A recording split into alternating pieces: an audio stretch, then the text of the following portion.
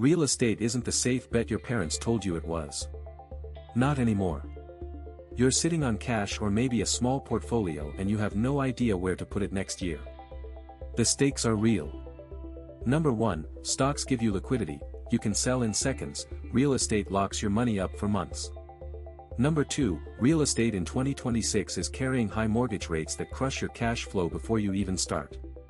Number 3, index funds historically return around 10% annually with zero landlord headaches. Number 4, real estate still wins on leverage, a bank will never let you borrow 80% to buy stocks. Number 5, diversification is the actual answer, split your capital across both and stop looking for a single winner.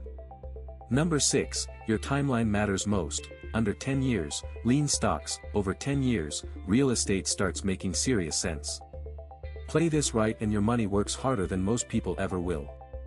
Subscribe to CashCode for daily money tips.